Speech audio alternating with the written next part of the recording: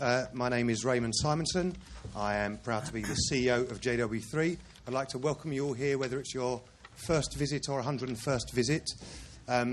If you are sitting in a row and there's a couple of seats free next to you and you're able to move along to leave the end seat free, it means those arriving late will disturb you a little bit less. So just for your own comfort, you might like to do that.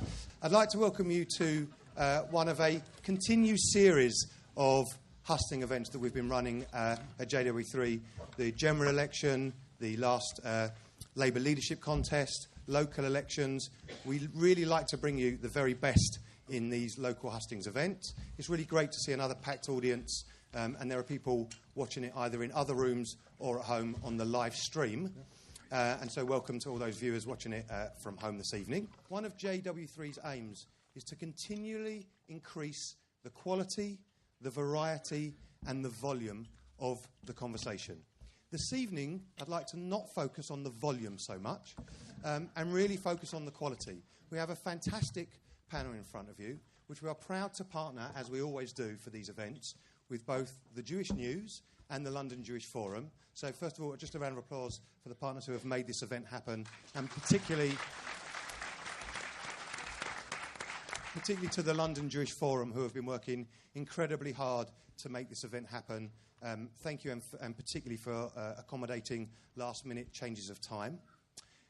So all I will ask for you is to sit back, to enjoy the evening, and when it comes to the part where you get to ask questions, I'm sure Doug will remind you that a question is not just a 5-minute monologue with an upper inflection at the end.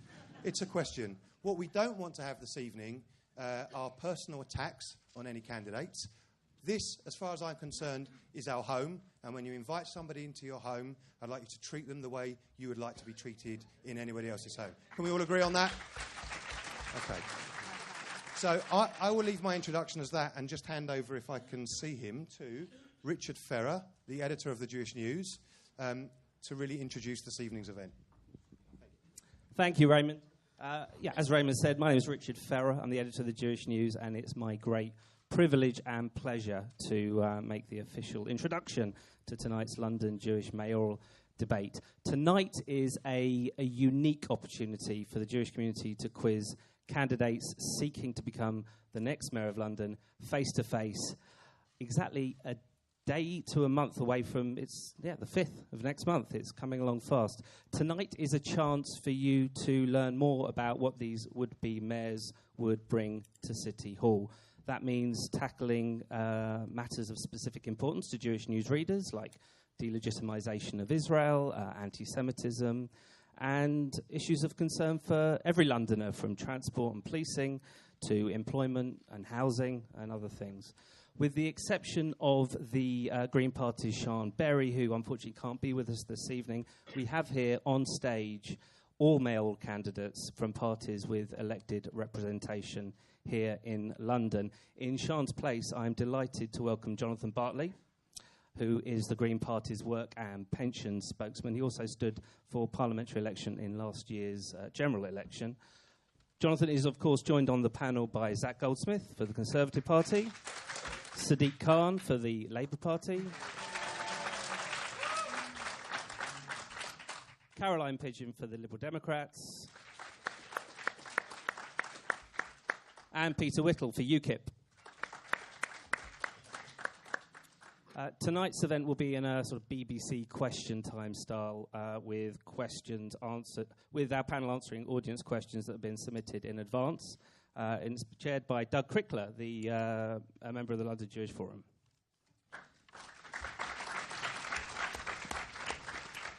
Before I finish, just feel free to share tonight's debate on Twitter. You can use the hashtag Jewish Hustings. That's Jewish Hustings. As you can see, it's a full house tonight. So, as Raymond said, it's being live web linked on our website, Jewish News, so you can go there to share it for anyone who isn't here at the moment. So, anyway, enough scene setting. Let's get down to business. Over to Doug. Thank you very much. Well, the good thing about speaking third is that all of my introductory remarks have been made for me, other than to say that my biggest decision of the day was what colour tie to wear, and I'm hoping that grey is sufficiently neutral for the panel.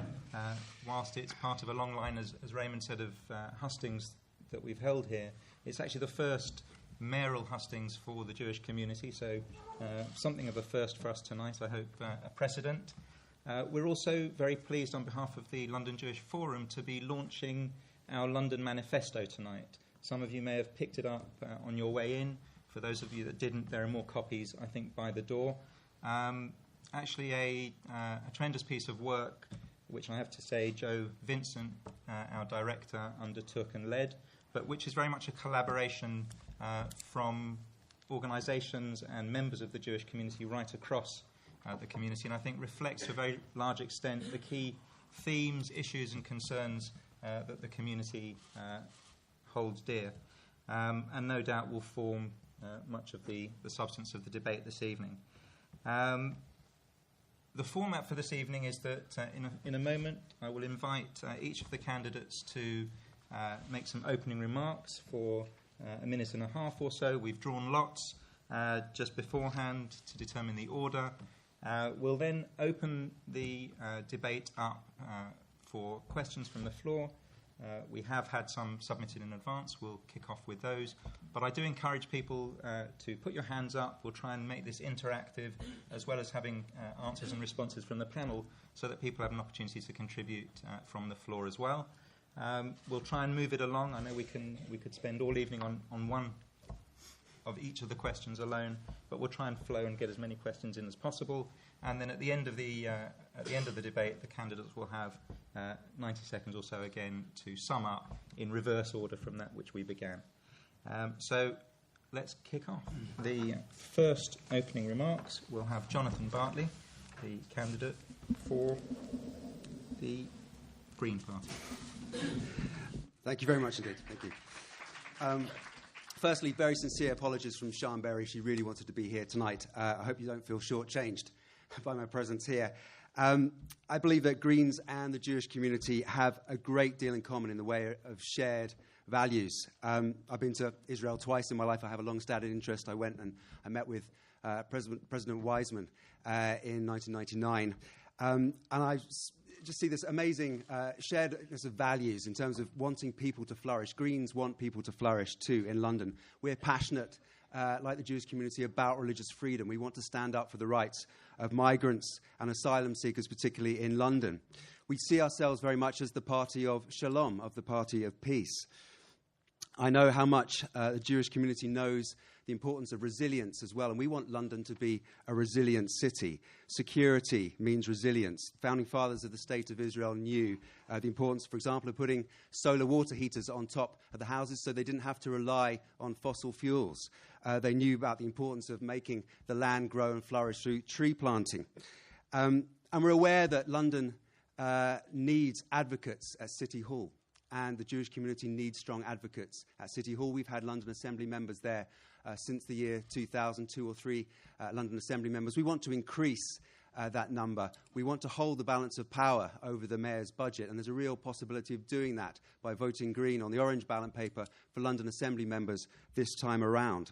And when we're there, we want to make sure that groups that are often marginalised in London, perhaps the smaller groups in London, do have a seat at the table, that they have a voice. And we want to get some of the big voices out, the big developers who dominate the housing market. We want them out, and we want community builders to come in. We want to bring groups like the Jewish community to the table in City Hall, and that's why I'm here to sell you the Green Party policy and Sian Berry as your candidate for mayor. Thank you. Thank you, Jonathan. Now, Caroline Pidgeon, the Assembly Member for London, the Liberal Democrat candidate. Lovely. Thank you very much indeed, and it's great to be here this evening with you. You know, London's population is growing at a rapid rate, so we need to ensure that we invest in London to keep up with that demand, from housing to transport to nurseries, schools, open spaces and our energy supply. The next Mayor of London has a big in-tray to deal with. I have the experience London needs. As a Liberal Democrat on the London Assembly, I've been working day in, day out for Londoners holding the Mayor to account for the last 8 years. And I've seen firsthand the challenges that we face. And one of the biggest issues facing all of our communities is the housing crisis in London. The scale of it is well known, with the number of households expected to grow by 500,000 in the next decade alone. But in short, we need to more than double the rate of home building across London. So we desperately need to increase the supply of all types of housing in London, from council housing to homes for sale and those for rent as well. And I have clear funded policies to do just that, as well as to get tough on rogue landlords who rip off those who rent privately. But, the other big challenge facing the capital is to keep Londoners moving. Crossrail's soon going to be open, but we need to continue to invest in all forms of transport across London, which is why I've brought in targeted fare reductions aimed at low-income workers. Half-price fares by 7:30 in the morning will really help the nurses, the cleaners, those who go in and keep our city moving, as well as a 1-hour bus ticket to enable people to travel by bus and only pay one fare. There are many other issues we need to address. I'm sure we'll debate them this evening. Skills training, the need to clean up our air, the need to tackle congestion on our roads, and to keep all of Londoners safe with more police on our streets. I look forward to our discussion. Thank you very much indeed. Thank you very much. And now Peter Whittle, candidate for UKIP. Thank you. No applause. Well, thank you very much for showing that courtesy. Thank you very much. Well, I'm from UKIP, and we're now the third party in London in terms of votes. I'm a Londoner born and bred. My parents were from Peckham, and I grew up in Shooters Hill in southeast London. And I stood at the general election in Eltham, southeast London. Now, I know that some people say that London is not UKIP and UKIP is not London, but that couldn't be further from the truth, and it's changing all the time. It won't come as a surprise to you to know that a vote for me is a vote to get out of the EU, but I do believe that London is at a huge crossroads, and we have a situation where we must address all issues of infrastructure and of housing, etc. But at the same time, we also have to think about social cohesion, because London is much more than just a balance sheet. It's a city with a soul. And looking forward, I feel that we have to look at the demand side of the equation and not just simply the supply side, which I feel most of the other parties are only addressing. So that's me, and I look forward very much. And once again, thank you very much for having me. Thank you. I'll call on Sadiq Khan, the Member of Parliament for Tooting, the Labour Party candidate. Look, can I say it's good to be back at it's good to be back at JW3. The last time I was here, the audience was a bit younger. It was the UJS I was speaking to, but it was good to be here. I want to be a mayor for all Londoners. I want to be the best mayor London has ever had, and the best mayor Londoners of Jewish faith has ever had. I want to be a unifying mayor. Look, I know what it's like to be different. I know what it's like to suffer hate crime because of your ethnicity or because of your religion. I know the importance of our religion to the food we eat, to worship, to education, to burial, to male circumcision. But I also know it's unacceptable in 2016 that there is anti-Semitism in the Labour Party. It's a badge of... It's with sorrow that I wear that badge of shame. And we need to walk the walk, not simply talk the talk. There should be no hierarchy when it comes to racism. Racism is racism. And if it means members of my party, senior members, including members of the NEC, being trained about what anti-Semitism is, then so be it. Now, there are specific things affecting Londoners' communities of Jewish faith, and I'm looking forward to hearing about some of those tonight. But there are things that affect all Londoners. I want to be a mayor who fixes the housing crisis. I want to be a mayor who makes sure we have a modern and affordable transport system. I want to be a mayor that makes sure we work with London's businesses so they grow and expand and become more prosperous. But more importantly, I want to be a mayor for all Londoners, and it will be a badge of pride for me to be your mayor.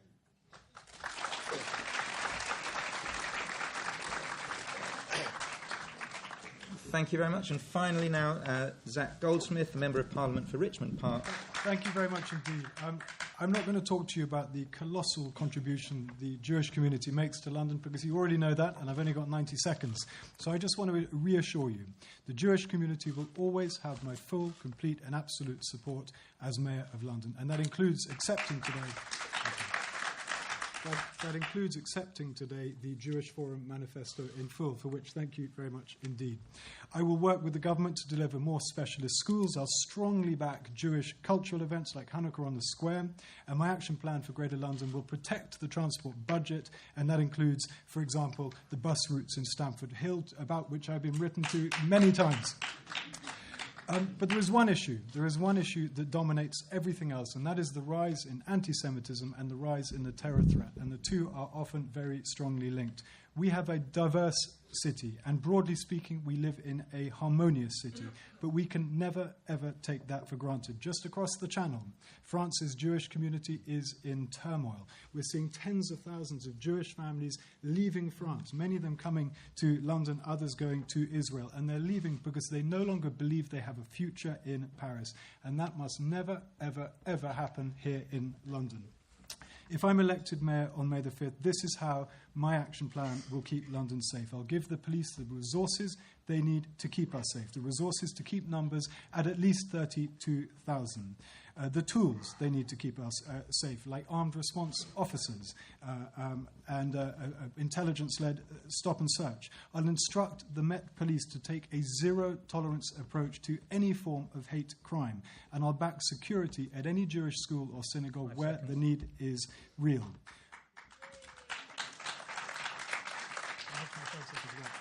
Because you applauded, I'll give him 2 more seconds. Thank Finish you. up your last word. When extremists challenge the values that make London what it is, we must not accept that. We need to stand up and challenge the people who divide our city, and that is what I pledge to do as your mayor. Thank you. Okay, can we have the house lights up slightly, because it's going to be very hard to ask people to contribute when I can't see them. Great. That's much better. Hello up there. Okay. Sorry, you're a lot younger than I thought you were. Can I take that back?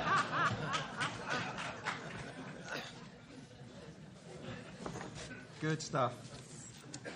Okay, so our first question tonight comes from Johnny Newton. Johnny, down here, is there a microphone, please? And can I just say, while we're waiting for the microphone, when I do call you, please wait for the microphone. And if you could say your name and where you're from, that would just be very helpful, I think, for the panellists to get a sense. Thank you, Doug. Johnny Newton, I work for CST. I'm a resident of Barnet as well. Could the candidates outline in more specific detail any plans that they may have to tackle rising anti-Semitic hate crime and all other forms of hate crime in London? I'll tell you what, Zach, since you finished your opening remarks on that topic, why don't you start? There are some very direct things the mayor can do. Above all, it does mean taking an absolutely ruthless approach to hate crimes of any sort. The mayor doesn't micromanage the police, doesn't get involved in micro-operational decisions, but the mayor does set the priorities, does set the direction. Zero tolerance towards hate crimes is essential. And we have seen a really worrying spike in hate crimes of all sorts, but particularly anti-Semitism. More recently, we saw, and Sadiq has already acknowledged, events in Oxford, in the Labour Party there, which are off the scale. We've seen violent demonstrations at King's College, where debate was happening around Israel. Chairs being thrown through windows. We saw the tube stations being covered in BDS posters. And to their credit, TfL did remove them. Some argue not quickly enough, but they were removed the following morning. We need a zero-tolerance approach to hate crime. We need to ensure security is adequate in places which are most at risk. Every single person in London is at threat when it comes to terror. The terrorists do not distinguish between different religions, whether you're Jewish, whether you're gay, whether you're Christian, whether you're a Muslim who does not sign up to the twisted version, the twisted interpretation of the ideology that they represent. You are a target. So it is essential that we ramp up our police force, we give them the backing they need to keep us safe, we keep numbers high where they need to be, we ensure that when the police ask for bigger tools, for example, chief at the moment is requesting the ability to double the number of armed response officers ready on patrol. That's something the next mayor needs to support. And intelligence-led stop and search is a key part of the programme. The police need our backing. They need to know that the mayor is on their side, and you need to take a ruthless approach to anti-Semitism and all forms of hate crime, because it's a very small jump from the vicious things that are said to the vicious things that can happen to people. Thank you very much. I'd just like to echo something that Sadiq said earlier when he talked about being a minority. I hope we're not going to go into a sort of competition about this, but I'm a gay man. I grew up in the 1970s, and therefore you took it almost as kind of everyday life, actually, to be sort of casually insulted. That has changed hugely, although I'm afraid it's coming back, because London, in fact, in some ways, rather celebrates itself being very tolerant, but there is evidence that actually that tolerance is certainly on the wane. From my point of view of my party and what we would do in City Hall, we would actually create a hate crimes register. It certainly is rising. So that's what we would do as not only as a symbol of actually how importantly we take it, and I think that would actually, that is important enough in its own self, but I think also it would clarify lots of situations, because at the moment there's a great subjectivity to many of these crimes. It's a very confusion where the statistics actually come from. So I think that we've got to take control of that. But I think it is definitely worrying, and I think we should not be complacent in London in thinking that everything is just fine when it's not. Thank you very much. Caroline to come in. Yeah, I think every Londoner has the right to feel safe on the streets of London, and we've seen the recent horrors, basically, in Paris and Brussels, and particular communities being targeted. And I want every Londoner to feel safe, and I absolutely would applaud the work that CST does in keeping the Jewish community safe. But hate crime has gone up. Actually, looking at the figures, it's quite difficult to get an accurate figure, but as we know, hate crime is so underreported. I wouldn't even take the figures that we have as a true reflection. So what I would do is I'd have a comprehensive strategy that would deal with both the reporting, the investigating, and importantly the prosecuting of hate crimes across London. I think that's very important indeed. But ultimately, if we want to keep our communities safe, we need to make sure we have comprehensive community policing. I don't like the cuts that Boris brought in, which have taken and stripped out the police officers and the community support officers from our local wards and centralised them in boroughs. I want to bring those police back, the police and the community support officers, to work with the community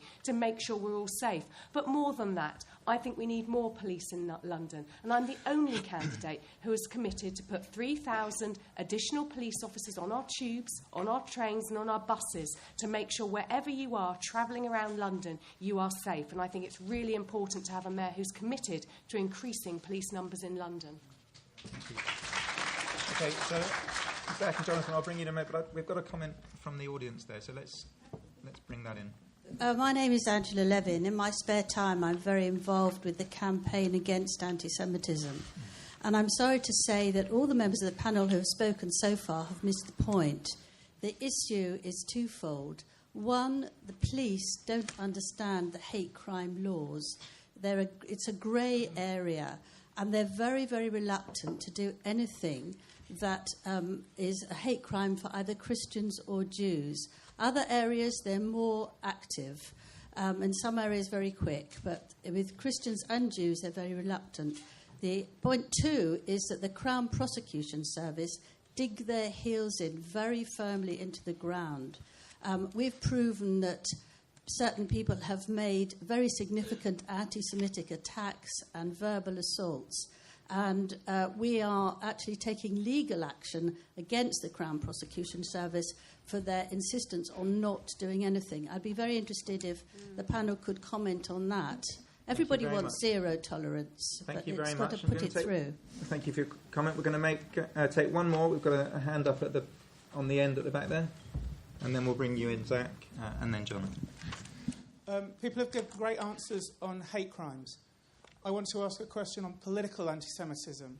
Great idea from Sadiq, which is to do some training for the NECs, for the leaderships of each of the parties. I want to ask you specifically, what would you like to teach the leadership of your own party? What do you think the problem of anti-Semitism is within your own party? And please try to prove to us that you understand what the problem is. Okay, so I'll deal with those two questions, then I'll deal with the starting point. Angela, you're right. There are laws on the statute books around incitement and around religiously aggravated offences, and the CPS aren't actioning those.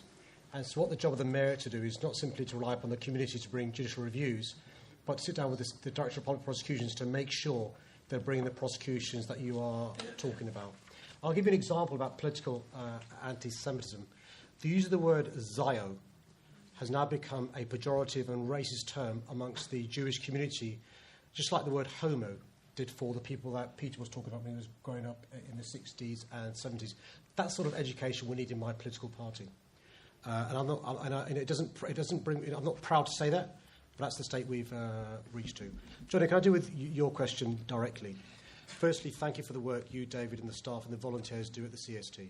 It is phenomenal. Many of you may not know this, but the CST is training Tell Mama, a group that deals with Islamophobia, how to address the issue of Islamophobia that's common too much in London as it is. Anti-Semitism has gone up by 60% over the last 12 months. It's not just a problem for the Jewish community. It's a problem for society. I compare it to a canary in a coal mine. If there's anti-Semitism in our society, there's a problem in our society. That's why it's so important for it to be a mainstream issue. And here's my action plan, Johnny, how we make it a mainstream issue. Number one, the Commissioner of the Met Police is on a 1-year probation. I want to make sure he understands that hate crime should be zero tolerance and a priority for the Metropolitan Police Service, as Angela referred to for the CPS as well. Number two, many Londoners don't realise, and it can't be right, in 2016, places of worship have protection outside them simply because they're synagogues. Or schools have protection outside them simply because they're Jewish faith schools. That can't be right. But you know, across London, there are some boroughs losing their hate crime officers. Final point is this. We police by consent. If the public doesn't have confidence in the police service, you're not going to come forward and report crime and give intelligence. We've lost 70% of neighbourhood police officers over the last 8 years. I will make sure we bring back the bobbies and the beat. Thank you.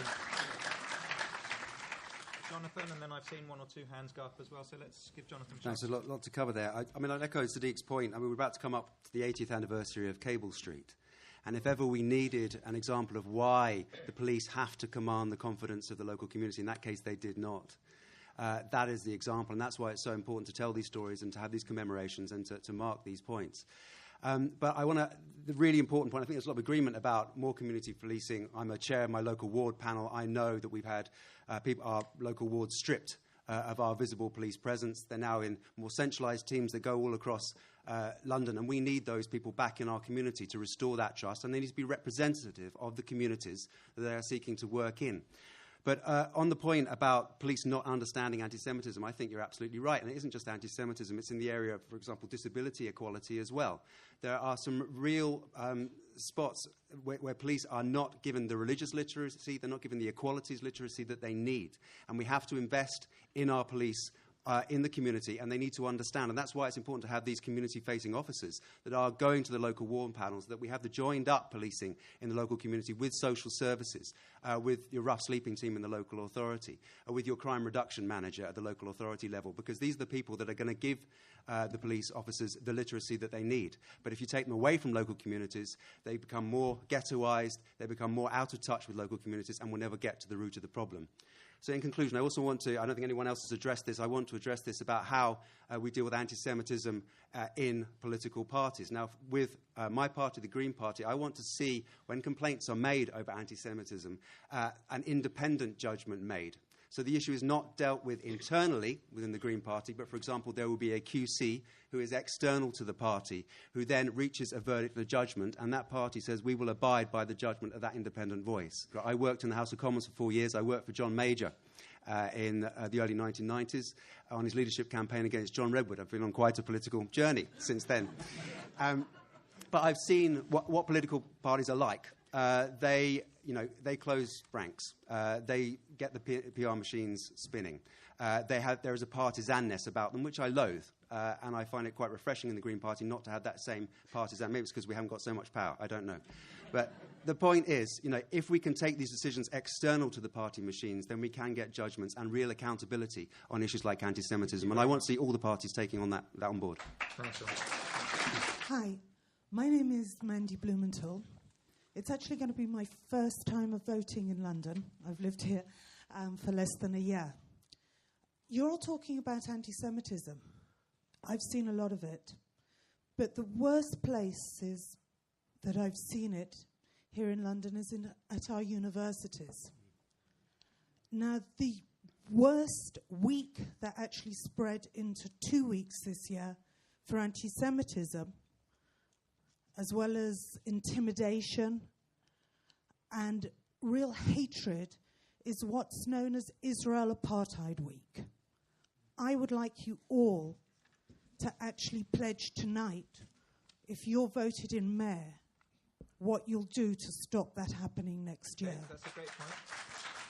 So it's a very specific challenge there. So let's just quickly go, starting from the end. Jonathan? I'm going to find it hard to answer on behalf of Sean, but what I'll put in a caveat, and you will always get honesty from the Green Party. Okay, we won't always agree, but you'll always get honesty. I think it's really important to preserve free speech in universities, and I think that is a very, very important principle. So I hesitate about making that kind of pledge, which I see could restrict free speech. Now, if we're talking anti-Semitism, absolutely, let's have that dealt with, let's have that adjudicated upon, but to make a blanket commitment like that, it worries me around free speech, and I won't make that commitment on behalf of Sean right now, I'm afraid.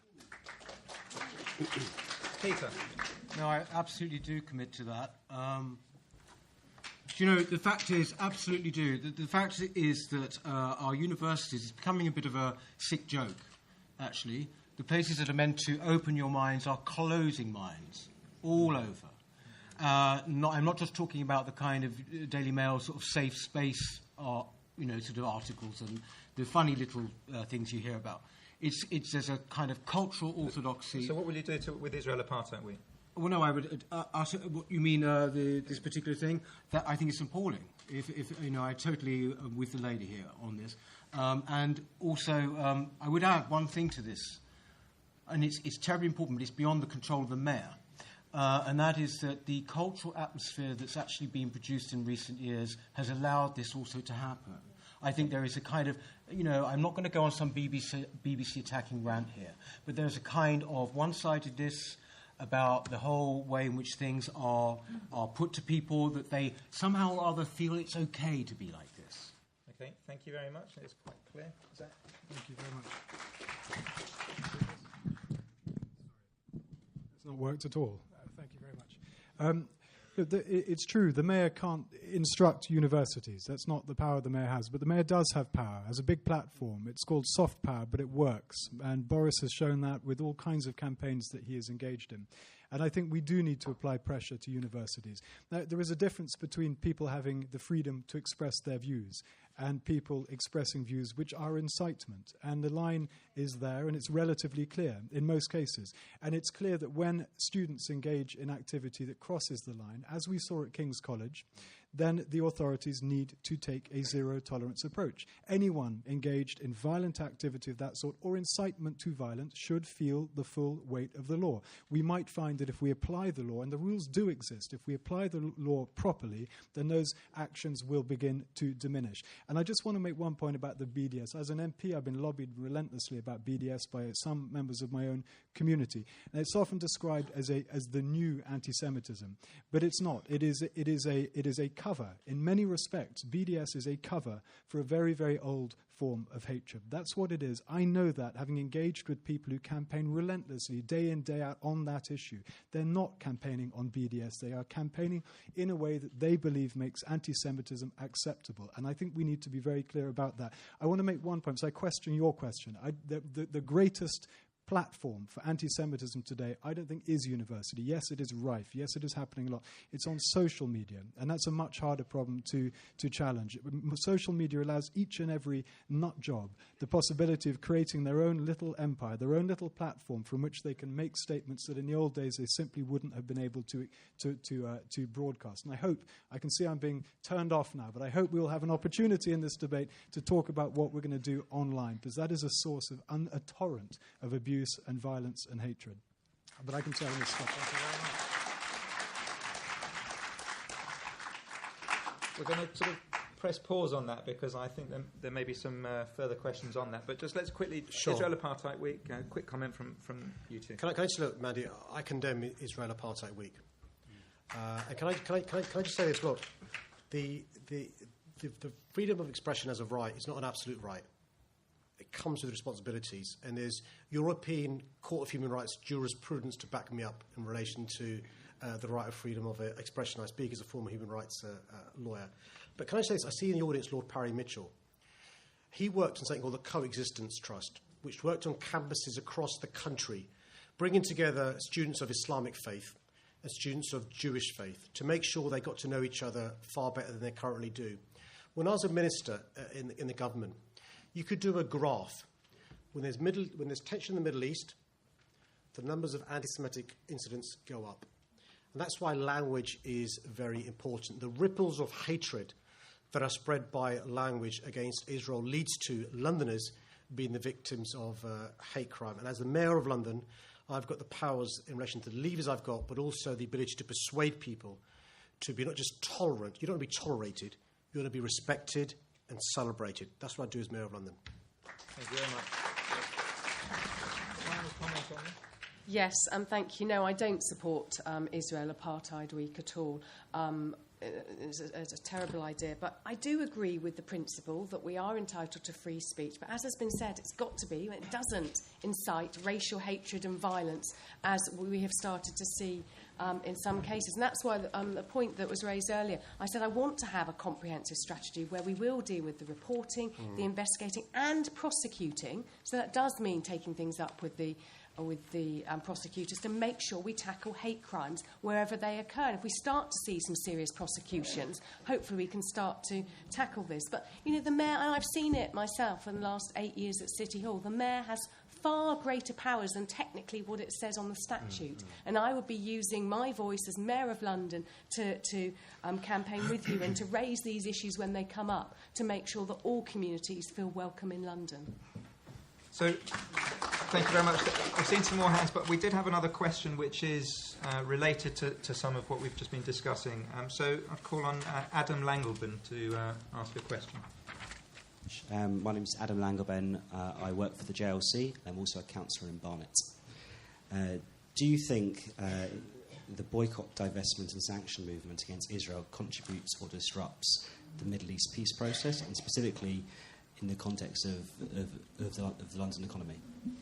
Okay, so does the BDS movement against Israel disrupt or contribute to the peace process in the Middle East? Let's start, Jonathan. I think we have to take each... I think there are huge double standards in the BDS movement. Some regimes are let off, others aren't. It needs to be taken on a case-by-case basis. I will be completely honest. I don't know enough about the Middle East peace process to give you an answer to that. I can't, I think it's quite a black and white answer that you're looking for, a yes or no. I can't give you that. But what I do feel we have to do is stand up for human rights and stand against human rights violations wherever we see them. Sometimes boycott, investment, disinvestment is appropriate. Sometimes it isn't. I think it gets it wrong sometimes. It gets it right sometimes. I can't give you a more equivocal yes or no answer. Maybe some of the other candidates can on that. I'm sorry. Thank you very much. Sharon, let's come back to you. Yeah, I think it does damage the Middle East peace process, and I don't back BDS at all. I think, of course there may be some things that we might want to criticise the Israeli government on. But quite frankly, boycotts don't achieve anything. And actually, there are things I would absolutely criticise other regimes on, you know, whether it's China and the issue of Tibet, Morocco and South Sudan, the Turkish invasion of North Cyprus. There are many areas of the world, but if we boycotted everyone, that wouldn't achieve anything. I really believe in contact, dialogue, proper diplomacy, so we can actually get peace in these situations, and I think that's the right way forward. Thank you very much. Sadiq. Yeah, can I say, I agree with what Caroline said. Look, as the Mayor, I don't intend to give a running commentary on the Middle East peace process, but BDS doesn't work. I mean, if you look at the impact on SodaStream, the most recent example, who were affected by boycotts, divestment and sanctions in relation to the most recent example. So I'm not in favour of BDS. And I think the role of the Mayor is not to give a running commentary on the Middle East peace process. I talked about the importance of language and the impact of the Middle East in tensions here in London. But I think it is important in relation to trade to be talking about Tel Aviv and the role it plays in the tech sector. I want to be the most pro-business mayor London's ever had. I want London to take over New York and San Francisco. That means going to Tel Aviv in relation to tech. That means going there to get the talent from there to come to our country. That's how I lead by example.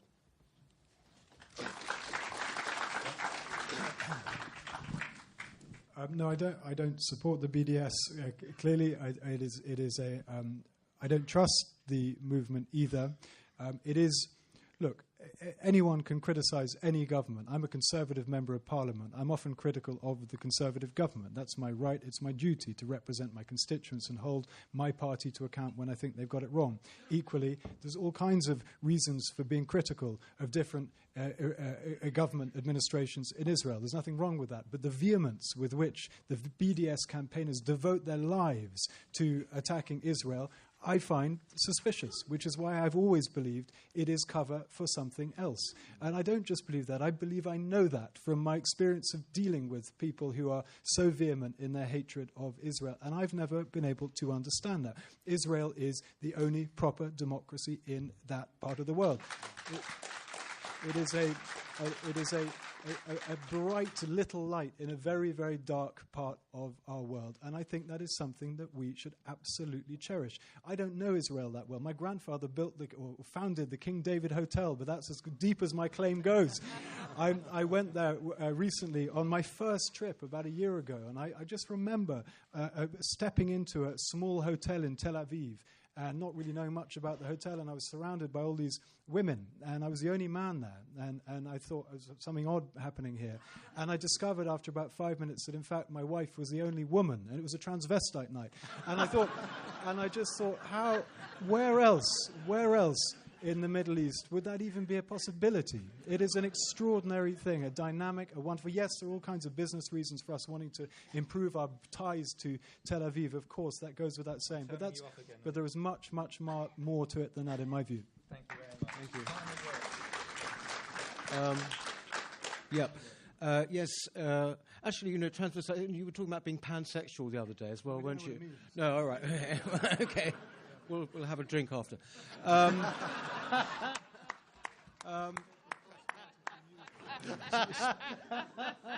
Speaking of crossing the floor, speaking of that, I just want to add one thing.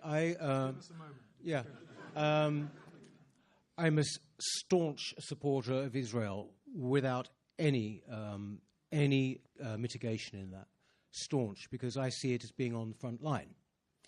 And quite right what Zach has just said, it is the only true democracy. And actually, while we're talking about personal matters, it is the only place in that part of the world where I could go on a gay pride march if I wanted to. The only place, right? It's astonishing. And I think that this actually somehow brings out a kind of peaked anger in the people that we're talking about. All kind of boycotts are wrong. I would never, ever support this. And simply as well, when it goes for academic boycotts, the whole university movement, the artistic movement, we've seen that up in various, I think in the Edinburgh Festival, I don't mean to malign it, I think it was that, where in fact, certain orchestras were not going to be allowed because they were from Israel. This is outrageous.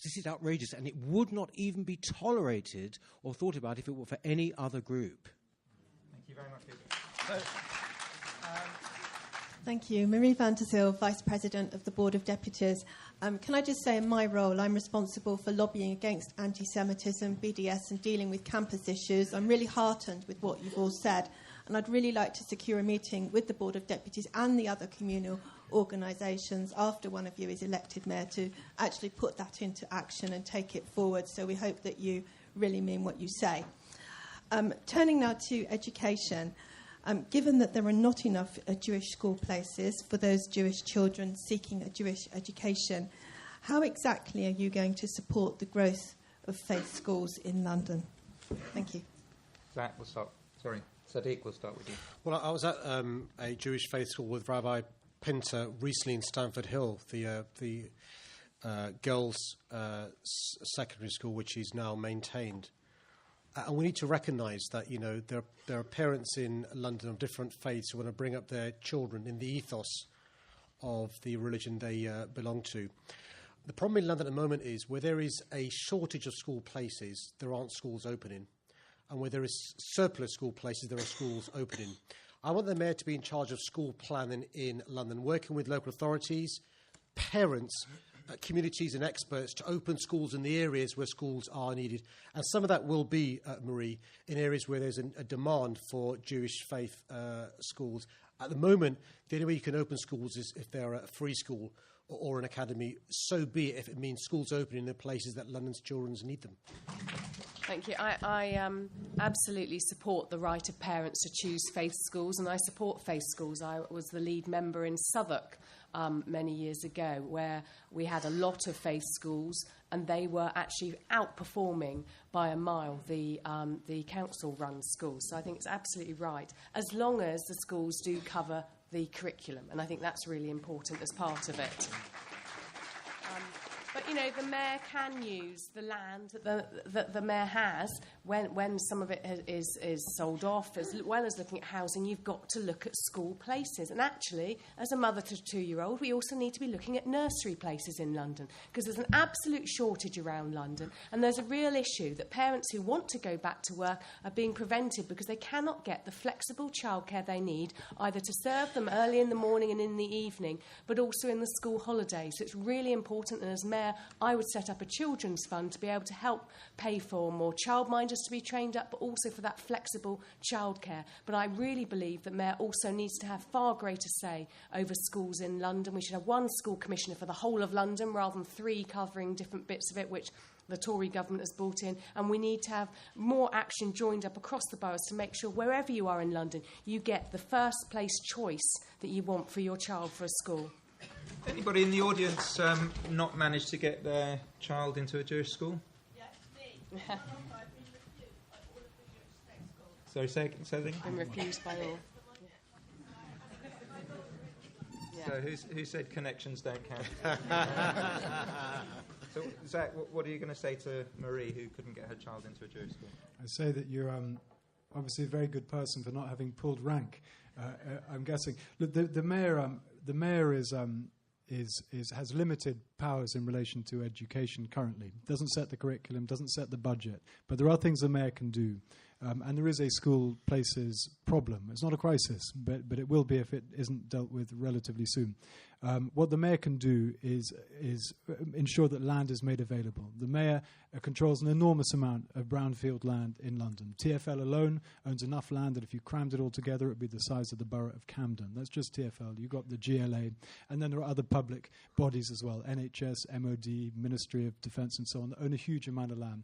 As that land is developed, it is essential that the mayor ensures in the London plan that provision is made for schools. That's one thing the mayor very directly can do, and one of the first jobs of the next mayor is to update the London plan. So that's essential. But there is also the job of working with government, and the next mayor will have a job to do in ensuring that the government makes available the finance necessary to create new spaces, either by extending existing schools or by building new schools. There is a long-standing principle now that parents should be able to choose the school that fits the ethos that they want their child to be brought up in and educated in. That is something I very, very strongly support. And if I'm elected mayor, I will use the platform of the mayoralty to ensure that the government provides whatever is necessary to resolve what is not yet a crisis but will be if it's not dealt with soon. Okay, all right, I'll do my best. Thank you. Actually, in terms of school places generally, I think it's up to something like 80,000. It's just extraordinary. I think that, it's quite right. The fact is, one of the chief power of the mayor is actually, if you like, not a power, it's influence. It's a unique influence, and there is no power over education. What I would say, though, is that when you are talking about pressure on schools, pressure on school places, and pressure on land, and as Mark Twain said, the problem with land is they don't produce it anymore. I think that what I would say and what my party would say is that we do have to look seriously at our migration system. That goes for the whole of the country, and that therefore we should have a proper, fair and controlled migration system. Thank you. Got a comment from the audience there. On the subject of education, I'd just be say who you are and where you're from. My name's Emily Levet. I'm a teacher. I'd be interested in the panel's views on grammar schools. I could go first if you like. Okay, well, why don't you? Yes, I'll get it over with because I'm so enthusiastic about them. I don't know whether that's shared by you, but no, I'm the product of a grammar school. My parents, my father was a manual worker all his life, a driver all his life, and I find it just sort of absolutely incredible that social mobility in this country, which is virtually halted, it's not just slowed down, it's halted, is absolutely concomitant with the death of the grammar schools. They were a huge way for kids like me or people from my background to actually get on, if you like, and to do jobs that maybe wouldn't have been open to us once before. What we see now, since that they were destroyed effectively, or most of them, should we say, back in the 70s, 60s, 70s, up to the 80s, what you see now is all the sort of professions that I've been in, for example, the media, I spent years in the media, that was famously a classless sort of profession. It no longer is. All the people I come across, they are privately educated. Now, I've got nothing against private education, but I don't like it when, 7% of the people who go to them control virtually all the new establishment as well as the old establishment. So I'm fully in favour of them, and indeed I would like to see a grammar school in every town in this country. So I'm widening it out from London at the moment. Thank you. Jonathan, does the Green Party have a view on faith education? We do, and we have a view, and I'd like to share something very personal, Maria, as well, because I had to battle. I was a governor of a church school. All my children went to a faith church primary school. I'm a Christian. I attended the church. I was a governor there. They now attend an academy run by a Christian chain. But my son is a wheelchair user. And when it came for him to go to primary school, they suddenly turned around and said, yeah, we know all this. You should be able to come, but we're not going to let him come to this school. And we had a 2-year battle. I had to give up my work. I gave up everything. It cost us thousands of pounds to go to a tribunal. We didn't qualify for legal aid. It almost split up our family. And people might look back to the 2010 general election and remember it was a brief moment during the general election campaign where I confronted David Cameron about this with my son over his plans for education. And I said, look, what's contained in your manifesto is an increasingly segregated system. 6 years down the line, we're seeing exactly that happening. In academies, children with disabilities are being excluded by the back door. We have an education system built around testing our children to death. We are, taking the brightest, and two of my children are very bright indeed, and they're, earmarked for Oxbridge. They're being pushed, and they're great. Thank you very much. But if you're at all vulnerable, if you are black from a low socioeconomic group, you are, I think the Children's Commissioner worked out, around 260 times more likely to be excluded from a school than if you're a white middle-class female. And we have to take these things seriously. And my worry around faith schools, and I'll be completely honest, is that we're heading towards a more segregated system. We are starting to segregate disabled children. We are starting to segregate more and more by faith. I work very closely with Rabbi Jonathan Romain from the Maidenhead Synagogue, and we're trying to open up faith schools and make them more inclusive. But the facts are, faith schools take fewer children eligible for free school meals. They take fewer children with disabilities. And there are some real problems there. I look at Northern Ireland and I see the terrible division that was caused in Northern Ireland by educating Protestant children aside from Catholic children. And I think if we don't, this is the elephant in the room about social cohesion. And we can't have social cohesion and continue along this line. So I'm going to be completely honest with you, and I say we've got to tackle this issue now. And if we go along an increasingly segregated route, we are sleepwalking to disaster. I'd like to invite Rachel Wenstone to ask the next question. Thank you. Much like the social care sector as a whole, Jewish social care providers continue to experience reduced levels of funding. What steps will you take to ensure that the financial challenges faced by Jewish social care providers are recognised and addressed by local authorities and central government? Thank you. Thank you very much for your question. You know, social care has been so underfunded by successive governments, and it is a real issue, and we see that now, the impact of not investing in social care in terms of bed blocking and the problems we see in the NHS. Whilst I'm frustrated that Manchester is ahead of London and having devolved health budgets to the new authority that's being set up there, I'm pleased that there are a number of pilots that have recently been launched in London. And one of them in Hackney will run a health and social care integration pilot, which is aiming for full integration of both health and social care budgets and joint provision of services.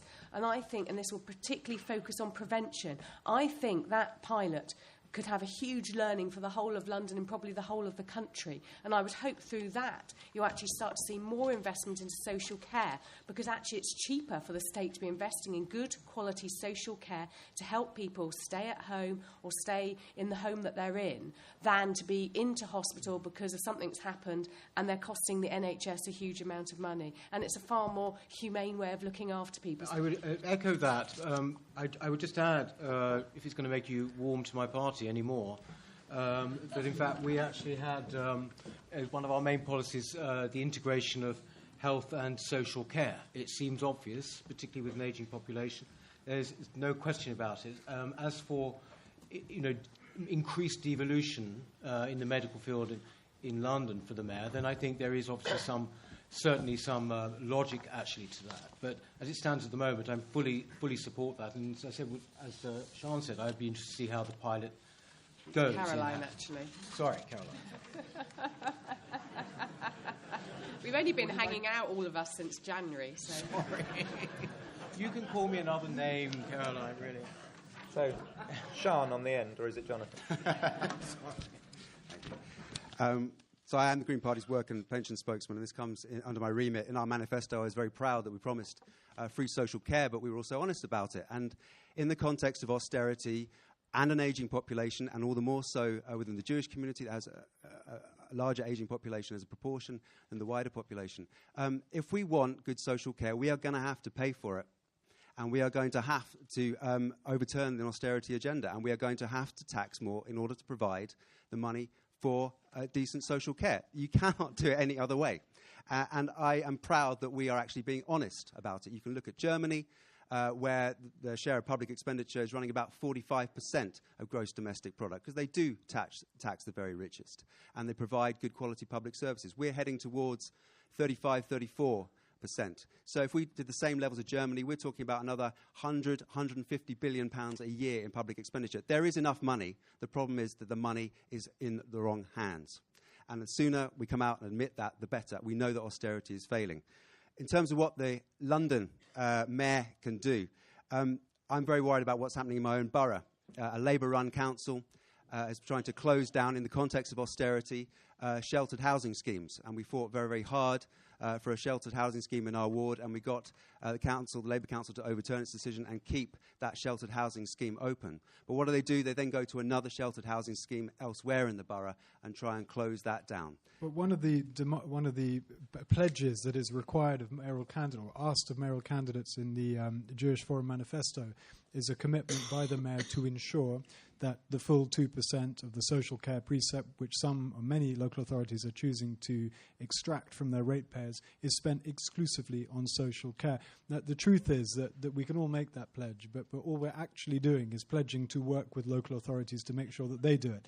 And that is a soft power thing, not a hard power thing, and it's important to make that distinction. So I have signed up to the manifesto, and that is a pledge I'm very, very happy to make, on the understanding that it is a pledge to work with local authorities, not to make this happen as an automatic thing, because that is not in the power or the remit of the mayor. But I do think the broader issue, and I'm not going to repeat what Caroline has been saying in detail, other than to say she's right about the need to create a single health funding stream for London. Manchester is ahead of the game on this, and in fact on quite a few issues as well relating to devolution. London has been infantilized by government for a very long time. We generate huge wealth, and we had 93% of it to the government. And we then have to go to the government cap in hand and beg the Chancellor for some of that money back to pay for the things that London needs. And that is a weakness, it's a fact, and it means you need a mayor who can get a good deal from government. That's one of the things that I pitched to voters in London regarding my own candidacy. But nevertheless, we do need to be calling for a much greater devolution. We need to see London able to stand on its own 2 feet in health and in so many other fields as well. Thanks. Any questions, comments? No, Sadiq? Thanks. I've seen the great work in the Jewish community. Nightingale House in Wandsworth is in my patch. Leon Smith and the team do great work there. Michael Levy in Jewish Care in North London do great work. But Zach's crying crocodile tears, because in the very last budget, the Chancellor attacked disabled Londoners by the cut he was making in his budget. And in the previous budget, the Chancellor took £1.7 billion from social care. If every council increased their council tax by 2%, it would only lead to £500 million being raised. There is a £1.2 billion black hole, which isn't filled even if every single council raises its council tax by 2%. And I'm afraid, Rachel, this is a big problem for Londoners who are older. What makes it worse is the housing crisis means more and more children and grandchildren are living further and further and further away from grandparents. So popping in to see grandpa and grandma, popping in to see mum and dad is becoming more and more difficult. And I tell you this, we need the mayor to be given the powers to provide a leadership and coordination role over all the NHS in London. Physical, mental, public health and social care as well. Got a question at the back there? Abiodun Olatokunbo, and I come from a youth democracy charity called Bite the Ballot that many of the candidates have worked with in the run-up to the 5th of May, and indeed the cut-off point for registration, April the 18th. Earlier today I was at City Hall with a host of other civic organisations launching a manifesto for disabled people, many of whom couldn't be here today because of various mobility issues and access requirements for the tube, etc. So the question that I would ask each panellist is, if elected as mayor, what would you do for low-propensity voters and for those that can't attend a traditional Hustings to ensure that the broad breadth of diverse London is represented in your decision-making if elected? Thank you very much. 2 of our 3 stations here in West Hampstead are now step-free, but West Hampstead Tube is the poor relation at the moment, and that means that people in wheelchairs, parents with buggies are unable to get their children on, and people who want to transfer between those networks are unable to do so. If elected, what will you do to change that and make West Hampstead Tube accessible? Thank you very much. And is yours related to this topic? So let's answer these questions about accessibility and mobility. Okay. With the general point, it's extraordinary actually that this should still be something we're sort of having to discuss. Actually, of course, there should be access to all our public transport. And for disabled people, there's also something which is actually, sort of quite a current issue in this regard, and that is that currently our fantastic and iconic black cab industry is under huge threat of possible extinction. But they have to carry wheelchairs, and they have to have concessions, obviously, for and cater to disabled people. At the moment, they are struggling for their lives. So I hope you would say that you would use black cabs as opposed to maybe private hire vehicles.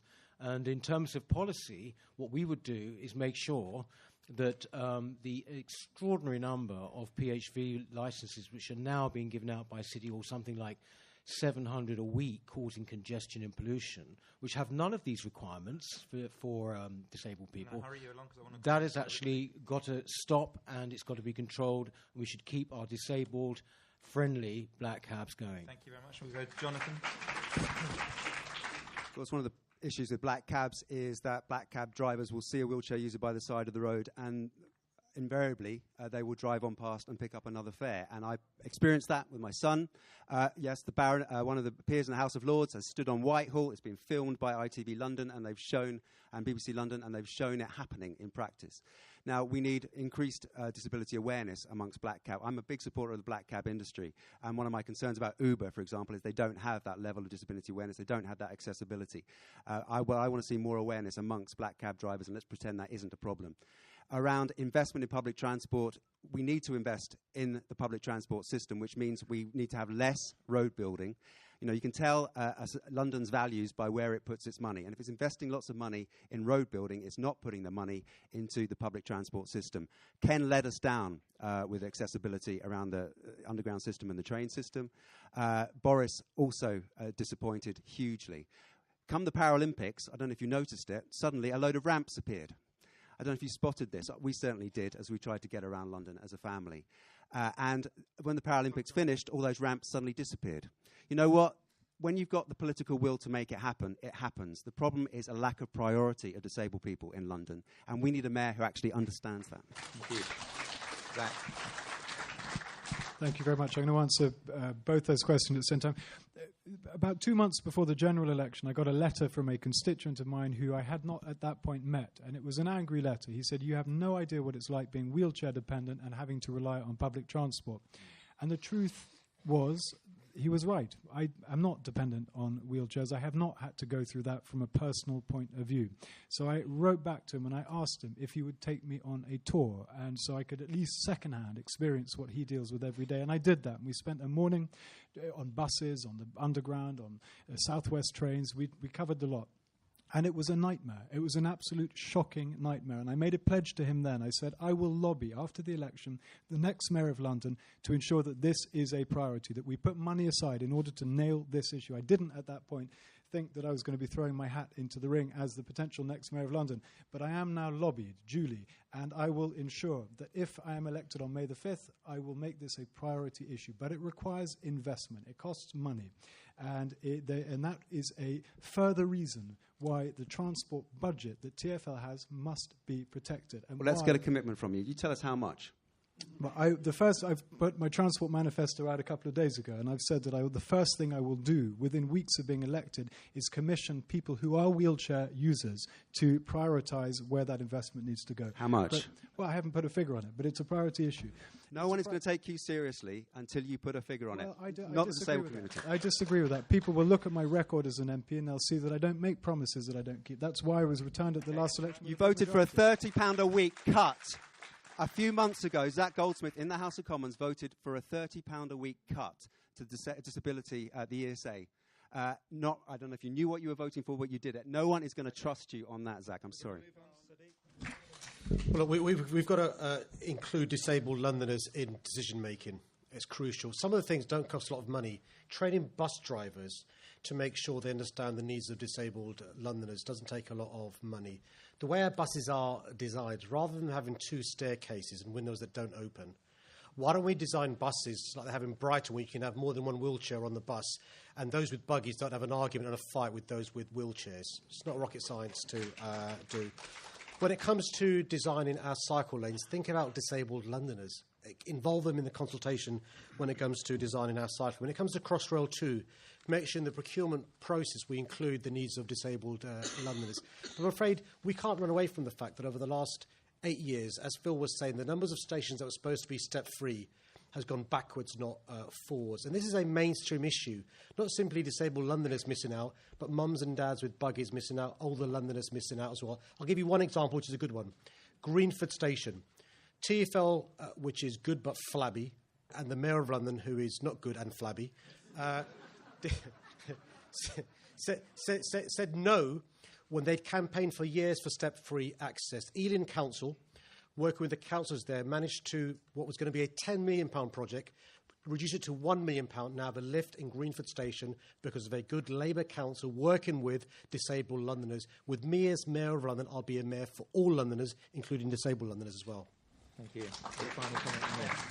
Yeah, it's really important that we involve all communities in London, including disabled people, in all decisions. And unfortunately, under the current mayor, he has, pushed aside all of the consultative mechanisms and groups that used to exist and mainstreamed equalities, which meant nothing really has gone on. I would bring back those groups to make sure we engage with them. But, I've got a really strong track record of campaigning and successfully campaigning on the issue of accessibility as the co-chair of the Transport Committee on the Assembly for the last 8 years. So in terms of accessibility, it's really important we do roll out more step-free access. The mobile ramps from the Olympics are now back in at those stations, thanks to pressure I put on. But I've had very clear success in terms of blind and visually impaired Londoners. Previously, if they had a guide dog, they couldn't go on moving escalators. They had to stop the escalator and they had to walk down due to a bylaw, an ancient bylaw that made no sense. I campaigned both to lobby the Mayor of London and also government to get that bylaw changed. So now, if you have a guide dog, you are able to go on moving escalators. It's a small thing, but it makes such a difference to disabled Londoners. There's also the issue of pedestrian crossings in London that still don't meet the 1995 guidance on having an audible noise and a rotating cone for people with visual impairments. Crossrail wasn't going to have every station step-free. It now is, thanks to the lobbying of myself and others, and Transport for All, a fantastic organisation. So Crossrail too, we have to make sure from day one, is fully accessible at every station. But, I would double the enforcement officers that deal with the taxi and private hire trade, because there are too many examples of private hire drivers who won't take someone with a guide dog or an assistance dog, and I think that's a real issue as well. So there's lots of things that I will continue to campaign for with disabled people in London. So we're coming towards the end of the Hustings. We do hopefully have time for one more question.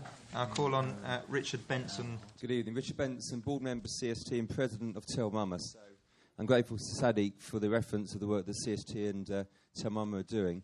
My question is, do you believe that your party leadership is a help or a hindrance to your campaign? So if you didn't hear that, thanks, Richard. Is your party leadership a help or a hindrance to your campaign? Sadiq. Richard, until then, I loved you.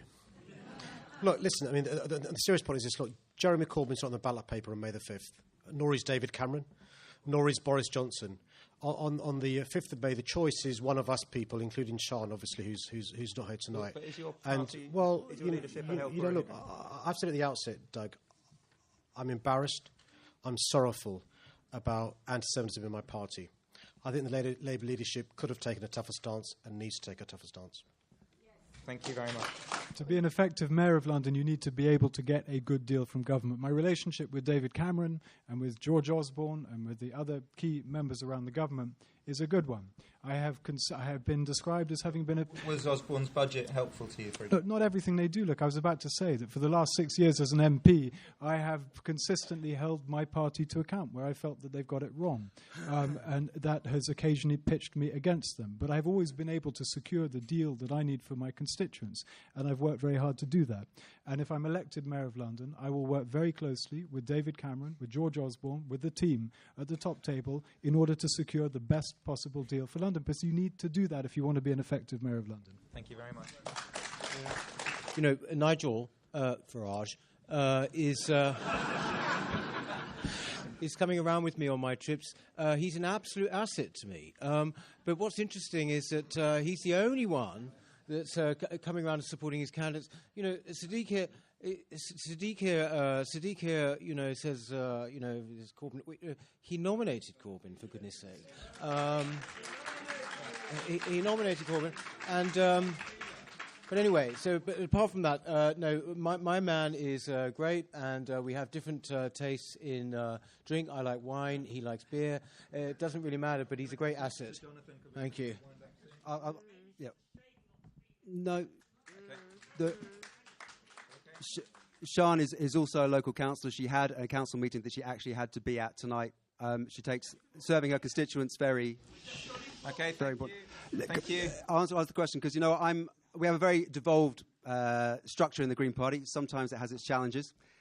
undoubtedly. But we have our leader is Natalie. Our MP is Caroline Lucas. In the House of Lords, it's Jenny Jones. We have a female candidate for Mayor of London. Our top 2 Assembly candidates are also women. And I am incredibly proud of that as the Green Party, that we have got women in those positions. And I think it's making a huge difference to our politics, the political culture, and the way that they do politics. So I think our leadership is a real help to us. Thank you. And finally, Caroline. Yes, in terms of our leaders, my leader, Tim Ferrer, is a great asset to our campaign. I've been out with him many times. We've been out to talk to people in serious overcrowding on a housing estate and out talking to ordinary Londoners. I'm an ordinary Londoner myself, and he's an ordinary guy. But what I would say that's really important and relevant to the Jewish community is that he and I am advised by Lord Monroe Palmer, who's here in the front row, on all issues to do with Jewish and Middle East issues. And I think it's really important to always take advice from people who know the issues to make sure that we make informed decisions. Thank you very much. OK, I'm afraid we've got no more time. We're going to now ask the candidates to sum up. Thank you very much. Thank you for the questions. Thank you for hosting this event. I don't know if you can still hear me. I'll be very brief. If you back me on May the 5th, you will know that I will use every lever possible to stamp out hate crime, including anti-Semitism. You will know that I will use every lever possible to call out those who seek to divide our community, those who preach extremism.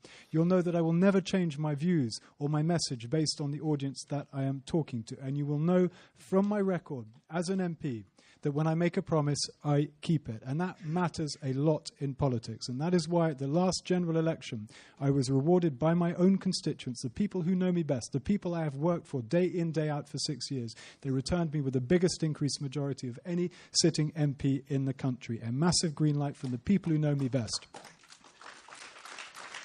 Thank you. I say very... I was simply going to end with one line. I want to do the same as your mayor, and I hope you'll give me a chance on May the 5th. Thank you.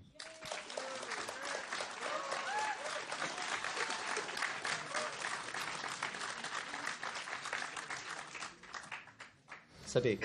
I want to be a mayor for all Londoners. We live in the greatest city in the world. Where else would a candidate of Islamic faith be invited so generously to a synagogue to open his fast in the month of Ramadan, as I was, not simply at the Finchley Reform Synagogue, but also at Alith Gardens as well?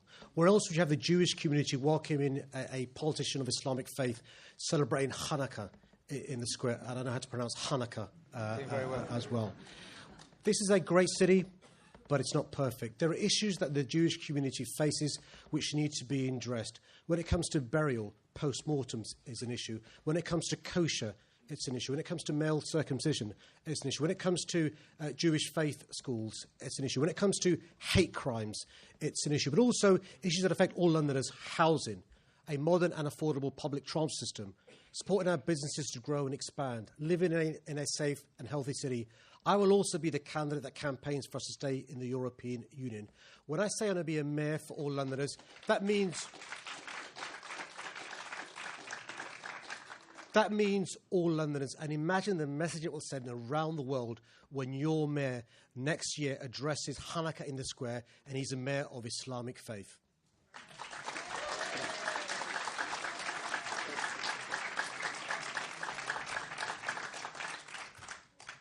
Peter. Yes. Come May the 5th, UKIP will have a strong voice in the centre of London government, in that way for the first time. And I rejoice in that. I hope that you will understand that with me, and if you vote for me, contrary to and opposite to Sadiq, it will be a vote to campaign to leave the EU. I think London has a hugely exciting, unfettered future in a global world, and we have got to look out. We've always been a global city. We shouldn't need to be shackled in any way to the EU. And as we look forward to the middle of the century, that is what I would be campaigning for and looking for. Thank you. Go ahead, John. Sorry, Karen. Thank you very much. What a fantastic and challenging debate we've had this evening. But you know what's really important is that we stop talking and start doing. A point where working in London is no guarantee of affording to live in London, where the business of getting to work is an ordeal each day, and where congestion chokes up our roads and our children's lungs. We need a mayor who's going to tackle these issues head on.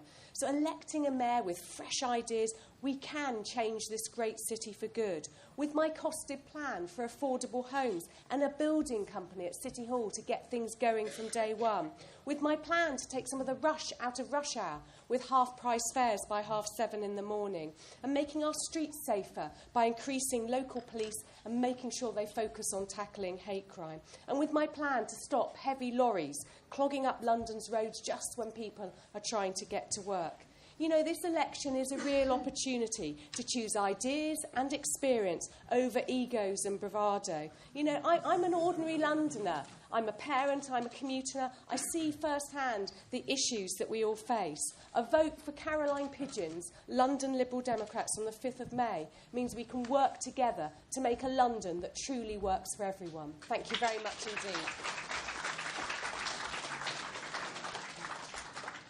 Final word to Jonathan. One of the issues, obviously, that's very close to our heart is the fact that 9,500 Londoners are dying every year from causes related to air pollution. It's a hidden, invisible scandal that's going on, and we need a party that will step up and will take the necessary action to tackle it. We need a party that will come forward and say, actually, we are one of the wealthiest cities in the world, and the problem is that we're also one of the most unequal cities. And it's not right that tens of thousands of Londoners are using food banks when we have this obscene wealth at the top, where big property developers are given priority at City Hall. But it's also about the kind of housing that we're producing. We've been getting rid of our social housing, our council housing, under Labour and Conservative councils for decades, and we're now reaping the consequences of that. We need to free up land. We need a housing unit at City Hall that would actually be looking for the little person. We'll be building the houses of 4, 5, 6 bedroom that are needed for the bigger extended families, which developers don't think about, but that are affordable. Community land trusts, which keep the value of the land separate from the price of the building, and so makes sure that the housing is permanently affordable. We need a party that will come forward and say those things, those unpalatable things, which more popular parties perhaps are afraid of saying. And we've seen over the years the Green Party has shifted the agenda on all these issues by having just a few London Assembly members at City Hall. Things that were unthinkable, like the pedestrianisation of Oxford Street, now has widespread support in this mayoral election. No one else was talking about it before. If you vote for the Greens and you put more Greens in City Hall, you will see more change for the better in London. Thank you. Apologies to those of you who had your hands up. Sorry we couldn't get round everybody, but please join me in thanking the panel candidates.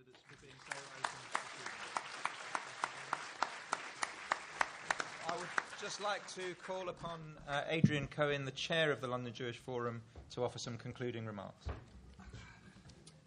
As Doug mentioned, I'm privileged to chair the London Jewish Forum, which is an advocate for the capital's Jewish community, campaigning and influencing change in Parliament, City Hall and local borough councils, and working with other local agencies. We have a range of stakeholders drawn from across the community, but I'd particularly like to mention the Jewish Leadership Council, the Board of Deputies and the Community Security Trust, all of whom give us so much support in different ways.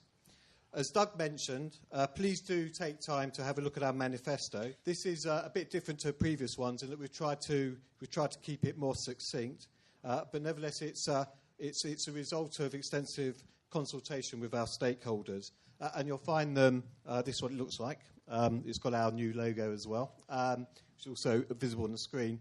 They're available on the table as you go out.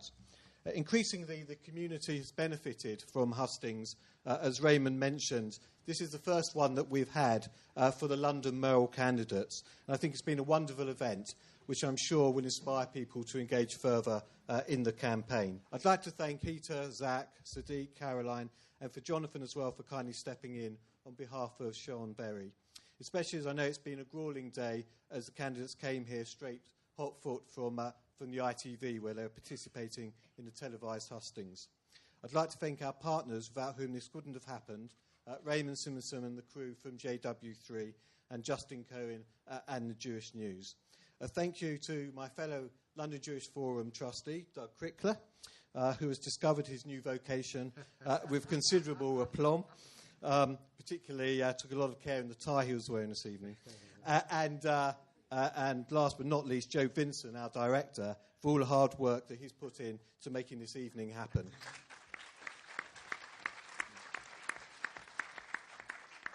A big thank you to the audience, to you, the audience, for participating this evening, being actually surprisingly well behaved, and making this truly special. So thank you all for coming this evening, and I hope you all enjoyed yourself and gained something from it. Thank you.